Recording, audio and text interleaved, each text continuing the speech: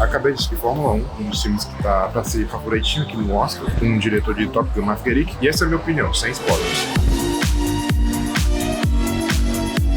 Olá, professor João, e esse aqui é um filme que teve uma divulgação muito forte, mesmo não sendo uma cinebiografia ou então uma franquia, o que normalmente diz que o filme vai ser mais voltado para o Oscar, para o festival e tudo mais, principalmente porque o diretor do filme ele já é bem conhecido. Como o filme quer se pôr aqui no Oscar, então a gente vai ter uma conversa um pouco mais técnica aqui. Começando sobre a área que eu domino, a edição, o filme tem uma edição bem instável, digamos assim. Em alguns momentos ela é bem acertada e ela é bem criativa, fazendo uma troca de planos que dá uma certa sutileza. Tem aquela coisa de um plano significar mais do que aquilo que ele realmente está exibindo, mas tem alguns momentos em que a edição é bem acelerada, que complica um pouco a experiência, porque principalmente tem partes que tem música que é cortado. Você meio que sente que aquele momento poderia ter durado um pouco mais, mas acabou. Depois disso, tem a direção de fotografia, que ela é um pouco esquisita, ela é bonita, vale ressaltar, o filme é bonito, porém a escolha de cores é um pouco esquisita. Gerar uma paleta de cores que é que nem isso aqui, cara. É dourado, azul, preto, só que um pouco mais sobreexposto. Isso dá um tom retrô pro filme. Só que o filme não é retrô, ele se passa nos tempos atuais. E fica aquela coisa meio estranha de você assistir com essas cores diferentes. A atuação também é um pouco complicada de se conversar, porque existe o Brad Pitt, que atua super bem, e sempre que ele tá em cena, parece que todo mundo atua super bem. Ele rouba a cena e dá brilho pra todo mundo. Mas quando a gente troca para o ator que fez o Joshua, que eu nem lembro o nome direito, o filme cai para a sessão da tarde. É até esquisito, porque enquanto eu tava assistindo o filme, quando apareceu o Brad Pitt, todo mundo da sessão calava a boca, mas quando apareceu o Idris, que eu lembrei agora o nome do ator, todo mundo começava a conversar como se nada fosse importante. E de fato não era. Parece que até o roteiro ficava um pouquinho pior quando se tratava dele. A única parte do filme que é realmente incontestável é a trilha sonora. Parece que parte da trilha sonora foi composta pelo Hans Zimmer, e dá pra perceber isso, porque não é só uma trilha bonita e acabou. A trilha conta uma história e ela realça a história também. Em alguns momentos, em alguns diálogos, tem certas punchlines, e quando tem essas punchlines, a trilha dá um toquezinho, tá tendo uma certa emoção, e quando ele começa a falar um detalhe sobre a história dele, começa a tocar um piano bem sutil. É um negócio muito bem trabalhado, uma trilha sonora muito bem feita. Agora falando sobre o filme em si, né? Vamos conversar um pouco sobre a história sem spoilers. Basicamente tem um começo que eu fiquei meio perdido, porque como eu tava dizendo, essa paleta de cor faz você pensar que é passado, mas na verdade não é tão passado assim. Na verdade é bem passado sim, mas não existe uma paleta de cores que muda. É alguns efeitos que dão a cara de que um momento é passado e outro que é presente. As cores são iguais, é muito esquisito. Então a gente tem a introdução de personagem, a gente entende mais ou menos como é que é a amarra dele. Esse primeiro personagem que aparece, a introdução dele é ótima. Você entende não só como ele funciona, como ele pensa, ou quem ele é, como você tem uma base narrativa que durante o filme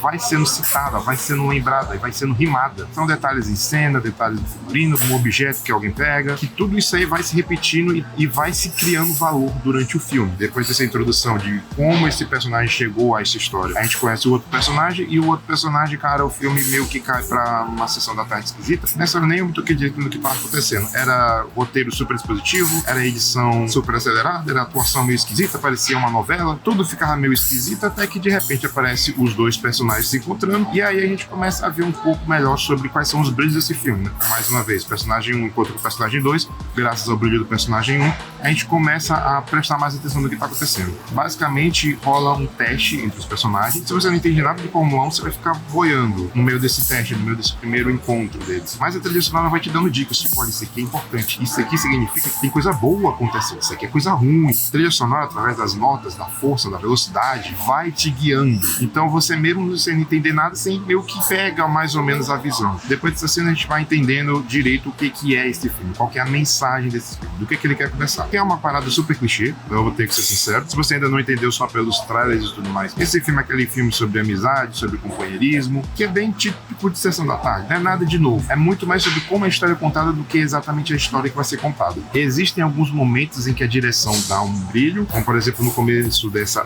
parte, depois de introdução dos personagens, toca aquela música We Will Rock You. E mais pra frente do filme, essas batidas do We Will Rock You são referenciadas de um jeito diferente, que compõe melhor aquele momento do filme. O protagonismo entre os dois personagens vai ping-pongueando entre um e outro, meio que tem umas reviravoltas, umas coisinhas aqui e acolá, você meio que fica meio perdido quem de fato é o protagonista. Até que chega o final bem clichê, eu achei ele até um tanto arrastado, porém não muito assim. E no fim a gente tem um filme que eu não diria que ele é um filme que vai ganhar alguma coisa no Oscar, mas provavelmente ele vai querer ser lembrado talvez em algum indicação, talvez alguma coisa assim. Talvez vai até ter um certo investimento para que esse filme pague no Oscar. Eu não tô muito confiante que ele vai ganhar alguma coisa, sinceramente. Até agora eu já vi filmes melhores, principalmente Homem com H. Mas mesmo assim, é um bom filme para você assistir, principalmente no cinema, para você pegar todas essas nuances. Mas se não der pro cinema, pegue sempre a melhor experiência possível. Então, assista no escuro, um monitor muito bom e um fone de ouvido muito bom, a melhor experiência que você conseguir. De preferência no cinema, porque esse filme merece, por causa dessas sutilezas, principalmente da trilha sonora, principalmente